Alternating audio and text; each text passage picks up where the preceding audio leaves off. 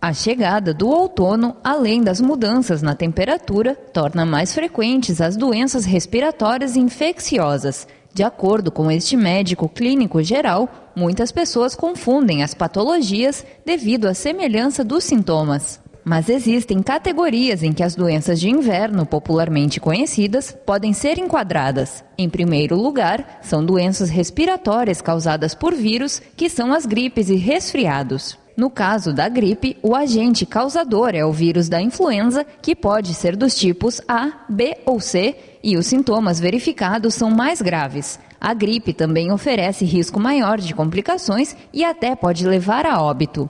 Já os resfriados são ocasionados por centenas de vírus e causam sintomas semelhantes aos da gripe, porém não tão intensos. O que complica um pouco, muitas vezes, é a gente ter a certeza de que se está diante de um caso de um resfriado um pouco mais intenso ou de uma gripe que foi um pouco mais leve. Mas o resfriado sempre é uma doença de duração menor e de evolução mais favorável. Então, como eu disse, causado por centenas de vírus.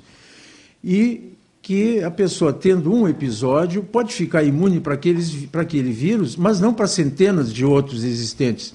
Então, isso explica que se possa ter, num ano, num inverno, mais de um episódio de sintomas muito semelhantes, mas por agentes etiológicos, por vírus de natureza diferente. Também são mais frequentes nessa época as doenças bacterianas. Elas ocorrem em continuação a um episódio de gripe ou resfriado, quando o corpo ainda se encontra debilitado, com menos defesas. É nesse momento que aparecem as otites agudas, a sinusite e a pneumonia. Outra categoria de doenças comuns nessa época do ano é o grupo das alergias. Elas são uma resposta a diversas substâncias existentes, não sendo causadas por agentes biológicos. Uma das justificativas para a maior incidência dessas doenças nesta época são as baixas temperaturas, que favorecem o desenvolvimento dos agentes causadores. E outro motivo é que quando faz frio, a tendência das pessoas é ficar em ambientes fechados e aglomeradas, né?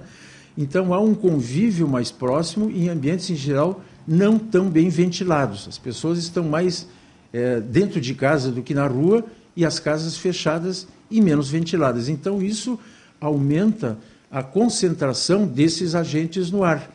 Os vírus, eles são partículas muito pequenas e que ficam em suspensão no ar, e que resistem por um período de, pelo menos, de muitas horas. A gripe, segundo o médico, pode ser evitada com a realização da vacina que previne contra a influenza. Porém, isso não quer dizer que outros vírus não possam causar resfriados. Além desse cuidado, é importante arejar os ambientes e, dentro do possível, evitar aglomerações de pessoas. O cuidado com a alimentação, a ingestão de água e a higienização das mãos também são aconselháveis. Então, acho que é importante também as pessoas consultarem e terem uma orientação e um tratamento adequado.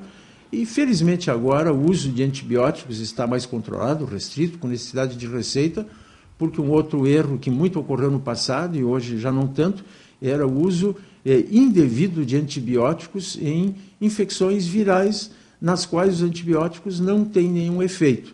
Os antibióticos devem ser reservados para as complicações bacterianas, que muitas vezes seguem ao processo inicialmente viral.